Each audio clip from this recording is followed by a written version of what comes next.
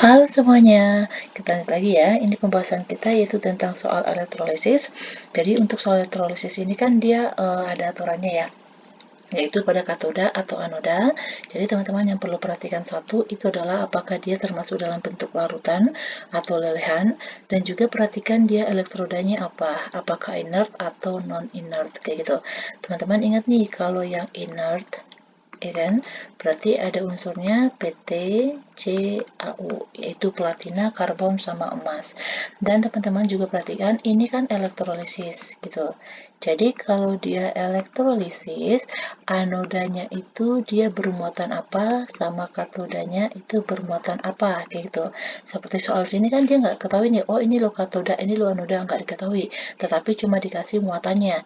Jadi teman-teman ingat, kalau dalam elektrolisis, anoda itu dia bermuatan negatif, sedangkan katoda itu bermuatan positif, kayak gitu. Ini kalau elektrolisis. Kalau pada sel volta kan kebalikannya. Kalau pada sel volta yang anoda itu dia negatif. Oh sorry salah. Balik. Ini kalau pada elektrolisis. Jadi kalau pada elektrolisis itu anodanya yang positif, katodanya itu yang negatif. Sedangkan kalau pada sel volta, anodanya itu dia negatif, sedangkan katodanya itu positif.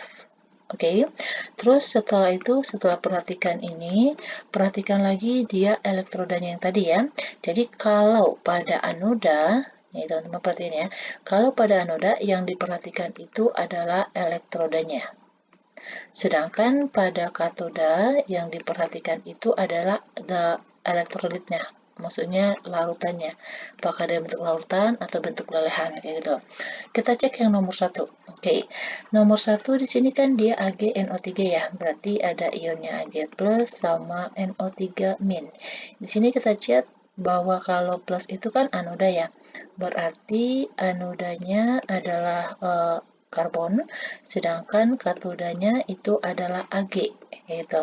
Berarti kita buat yang bereaksi di katoda siapa? Jadi katoda itu kan kalau di larutan, kalau unsur golongan 1, golongan 2, Al sama Mn, berarti yang mengalami reaksi reduksi adalah airnya. Kalau dia dalam bentuk larutan. Ini dia dalam bentuk larutan, tetapi bukan di antara logam yang saya baru sebutin tadi. Berarti ini yang mengalami reaksi reduksi adalah ion itu sendiri.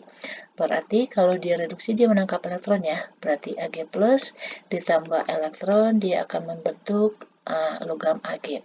Sedangkan kalau di anodanya, oke, di anodanya siapa yang mengalami reaksi oksidasi?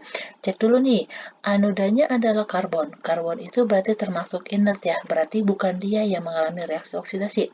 Tetapi berarti di sini yang mengalami reaksi oksidasinya adalah ionnya, yaitu NO3. Dan ada aturan lagi, kalau dia yang berada di anoda itu adalah asam yang oksi, cis asam oksi, berarti yang mengalami reaksi elektrolisis adalah airnya, gitu. Berarti reaksinya adalah 2H2O ini menjadi 4H plus ditambah 4 elektron ditambah dengan oksigen. Dan di sini teman-teman perlu lihat nih, kita lihat dulu ya soalnya ya. Di sini dikatakan, kita jadi kelupaan nih soalnya nih. Oke, nggak apa-apa. Ini kan ditanya adalah larutan yang pH-nya di bawah 7 berapa. Oke, kalau pH di bawah 7 itu kan dia asam ya. Nah, kalau pH di bawah 7 itu berarti asam. Kalau asam berarti diidentik dengan adanya ion H+. Oke, berarti di sini ada ion H+, berarti ini adalah salah satunya. Berarti pH-nya kecil dari 7. Berarti yang satu benar ya. Berarti kalau ada satu itu berarti benar. Berarti sekarang jawabannya antara A sama C.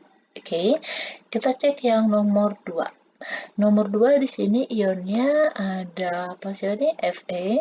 Fe3 plus sama Br min. Oke, di sini anodanya itu adalah Fe, sedangkan katodanya di sini adalah Ag. Oke, berarti kita cek dulu siapa yang mengalami reaksi reduksi. Teman-teman perhatiin ya, kalau dia reduksi atau katoda, yang diperhatikan itu bukan elektrodanya, tetapi elektrolitnya. Apakah dia berasal dari golongan 1, golongan 2, Al, atau Mn? Ternyata bukan. Ternyata di sini Fe. Berarti siapa yang mengalami reduksi? Berarti ion itu sendiri, ion elektrolit itu sendiri ya.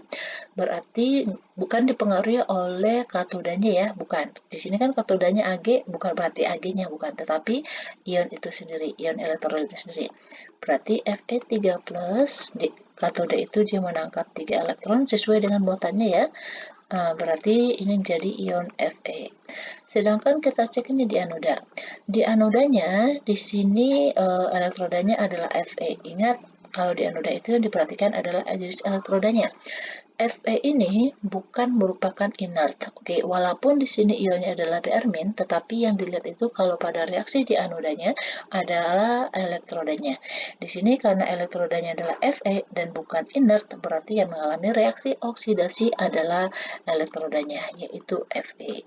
Diingat di anoda itu dia melepaskan elektronnya menjadi Fe3+ ditambah 3 elektron. Jadi ini reaksinya.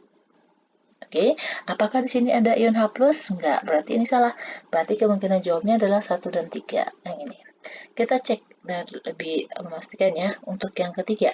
Di sini ada ionnya adalah Fe3+ sama SO4 2-. Anodanya adalah karbon, sedangkan elektroda di karbonnya ya, di katodanya adalah Ag. Oke, berarti katodanya siapa yang mengalami reaksi reduksi adalah ion ini sendiri, karena bukan termasuk ke dalam logam golongan 1, 2, Al, Mn, bukan.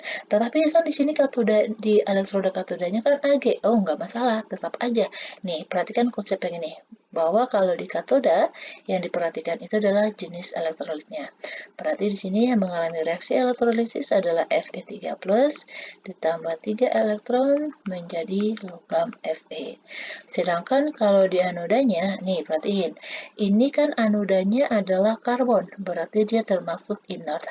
Sedangkan ionnya yang ada di anoda adalah ion sulfat, berarti ion ion sisa asam oksi. Oke. Ion sisa asam oksi itu adalah ion yang mengikat ada oksigennya. Oke, berarti kalau seperti ini siapa yang mengalami reaksi oksidasi? Adalah airnya sendiri. Berarti 2H2O menjadi 4H+ ditambah 4 elektron ditambah O2. Ada lagi nih hidrogennya, sama kan dengan yang ini? Nah, berarti ini juga pH-nya kecil dari 7. Berarti jelas ya, jawabnya adalah 1 dan 3. Oke, next lagi. Pada penyepuhan cincin tembaga dengan emas. Jadi, nih, prosesnya gini, kalau untuk proses penyepuhannya. Jadi, penyepuhan itu adalah salah satu aplikasi dari elektrolisis. Jadi, teman-teman ingat ya selalu bahwa kalau elektron itu dia selalu mengalir dari anoda ke katoda. Oke, meskipun kalau di elektrolisis itu kan katodanya positif, muatannya ya. Nah, tetapi yang namanya elektron itu selalu berpindah dari atau mengalir dari anoda ke katoda. Jadi, di sini kan nanti yang posisi sebagai anoda itu adalah logam yang melapisi. Oke, jadi teman-teman ingat ya, logam yang melapisi itu yang di anodanya, sedangkan kalau katodanya ini ya adalah logam atau apa gitu yang akan dilapisi. Oke, ini logam yang dilapisi. Oke, berarti kalau ini katanya penyepuhan cincin tembaga. Jadi cincin tembaganya di katoda, sedangkan emasnya itu di anoda. Jadi kalau kita buat nih, ini ada elektroda, ini misalnya batangan ya. Ini adalah emasnya Au. Terus ini kita sambungkan ke kawatnya, maksudnya elektrodanya. Nah, misalnya nih, misal ya di sini. Nah, di sini ada cincin emas, cincinnya tadi, cincin emasnya. Misalkan ini cincinnya. Nah, ini dia proses pengalirnya. Jadi nanti elektron yang dari emas ini nanti lama-kelamaan nanti dia akan melapisi cincin yang ini. Jadi di sini nanti akan berwarna emas. Kayak gitu. Oke, ini prinsipnya. Sekarang ini adalah proses reaksinya. Au Cl3 larutannya ya, berarti kita ionin dulu menjadi Au 3+ ditambah 3 Cl-. Oke, di sini diketahui waktu dia menyepuh ya adalah 9650 detik. Sedangkan kuat arus yang diperlukan adalah 3 ampere. Oke, kalau ini kan untuk mencari massa ya, teman-teman pasti ingat nih. Massa itu kan adalah ME dikali I dikali T per 96.500, ya kan? Teman-teman pasti ingat juga nih, ME itu kan AR dari logamnya, logam yang menyepuh ya, dibagi dengan biloxnya. Berarti di sini AU, ya. Berarti kita masukin aja. AR-nya AU kan di sini ketahui 197, biloxnya ini ada 3, dikali I-nya 3, T-nya 9.650 per 96.500. Oke, kayak gini. Tiga-tiganya coret, ini ke sini, habis berarti sisa 10 ya. Berarti ini sama dengan 197 dibagi 10, berarti sama dengan 19,7 gram. Oke, jadi tanpa kalkulator kita coret aja gini. Berarti jawabannya adalah yang D. Oke, next lagi. Pada pembuatan cincin besi, oke, ini lagi-lagi sama ya seperti tadi ya. Yang membedakannya adalah logamnya yang menyapunya. Di sini dilapisi dengan perak, berarti AgNO3. Ini kita ion dulu menjadi Ag plus ditambah NO3 min, ya kan? Di sini diketahui T-nya adalah 965. Ingat ini harus dalam satuan detik. Oke, I-nya di sini adalah 10 ampere. Berarti kita bisa masukin ke rumusnya, rumus yang tadi ya. Berarti massa sama dengan ME dikali I dikali T per 96.500. Di sini teman-teman juga udah ingat bahwa ME itu adalah AR logamnya per biloxnya. Oke, di sini dia adalah yang punya AG ya. Berarti bukan AG. AR ya, yaitu 108 dibagi biloxnya ini ya, 1 dikali I-nya tadi di sini 10 ampere, T-nya 965 per ini 96.500. Ini kan 965-nya habis nih, 10-nya ini coret 1, berarti sini tinggal 10 nih, ya kan? 108 dibagi 10 berarti 10,8 gram. Oke, berarti jawabnya adalah yang C. Oke, gampang ya. Next lagi. Ini sekarang cincin besinya disepuh dengan krom. Oke, ternyata bisa juga ya dia banyak penyepuhnya. Jadi kalau misalnya teman-teman ingin punya cincin yang bentuknya apa atau apa gitu, bisa dibuat dengan cara seperti ini ya. Dengan cara dielektrolisis. Oke, di sini T-nya 9650, ini semuanya udah detik. I-nya di sini 3 ampere, berarti kita cari ME-nya, berarti kan AR per bilox, ya kan? Berarti masukin ke rumusnya, berarti massa sama dengan AR per bilox, ya kan? Ini kita ganti sini masuknya, dikali I dikali T per 96.500. AR-nya di sini diketahui 52, biloxnya yang ini ya. Makanya harus diionin dulu supaya ketahuan biloxnya berapa. 3 ampernya 3 ampere, ini 9650 dibagi 96.500. 33 coret ini, oke, tinggal 10 di bawah. Berarti sama dengan 52 dibagi 10 kan 5,2 gram. Ketemu jawabnya, berarti jawabnya adalah yang B. Gitu. Oke, next lagi. Nih, soal yang terakhir. Ini penyepuhannya sekarang dengan nikel. Oke, nikel ya. Ini larutannya adalah nikel 4 klorida. Berarti ini kalau diionin. Jadi intinya teman-teman harus bisa nih mengionkannya kayak gitu. Jadi kalau misalnya udah ketahui senyawanya tapi nggak bisa mengionkannya, bakalan gimana ya teman-teman, ribet gitu loh. Jadi agak susah. Padahal dia sebenarnya nggak susah gitu. Oke, teman-teman udah tahu nih rumusnya, tapi karena nggak lancar yang namanya mengionin, ya kan, itu jadi susah gitu. Oke, dan ini ME-nya kan berarti tadi AR per bilox ya. Berarti kita cari berapa masanya nikel yang diperlukan untuk melapisi cincin besinya tadi ya. Berarti tadi rumusnya AR per bilox dikali I dikali T per 96.500. AR-nya ini 59. Ini dia. Ini biloxnya. 4 plus, angka 4 aja. 4 berarti dikali, ampernya adalah 4, dikali, di sini waktunya 9650.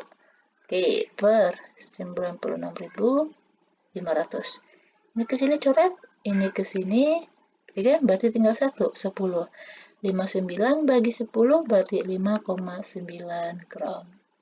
Itu jawabnya adalah C. Jadi massa nikel yang diperlukan untuk melapisi atau menyepuh cincin besi tadi supaya nanti di luarnya itu dia logamnya nikel adalah sebanyak 5,9 gram. Oke, cara elektrolesisnya gini, bukan elektrolisis sih sebenarnya, mengionkan. Ini ya, NiCl4. Ini kalau diionin, nih ya, ini kan indeks nih. Jadi indeksnya lawannya ini Cl, ini berarti menjadi muatan yang ini, temannya. Ini kan satu nih. Nah, satu itu menjadi di sini muatannya ini. Jadinya Ni, ini kan ada 4 ya, berarti tadi muatannya. Berarti biasanya itu yang kationnya yang depan, yang bermuatan positif yang depan. Berarti ini Na4 plus ditambah, ini kan ada 4 nih, berarti 4 dikali 1, 4 ke depan. Nah, berarti ada 4 Cl-nya, muatannya berapa? Nih, indeksnya Ni, tadi kan 1, berarti Cl min. Nah, ini dia. Kenapa begitu? Hasilnya, tadi ini. Oke, jadi demikian dulu untuk pembahasan ini. Semoga teman-teman semuanya bisa ngerti. Dan saran saya, teman-teman harus banyak latihan supaya nanti mengerjakan soalnya karena dia tipe jenis soalnya itu banyak gitu. Jadi teman-teman terbiasa, jadi teman-teman dengan sendirinya bisa mengerjakan soalnya bagaimanapun tipenya. Kalau teman-teman sudah mengetahui konsepnya, pasti bisa. Apalagi yang elektrolisis ya, itu harus banyak reaksi elektrolisis itu harus banyak latihan supaya kalau misalnya teman-teman banyak latihan, nggak perlu ngafalin aturannya lagi. Misalnya nih, kalau aturan di katodanya begini loh, aturan di anodanya begini loh, apakah di larutan atau dia lelehan kayak gitu, enggak. Jadi harus lebih banyak latihan lagi. Oke, demikian dulu. Harus banyak latihan ya, dan jangan lupa please subscribe dan share. Terima kasih.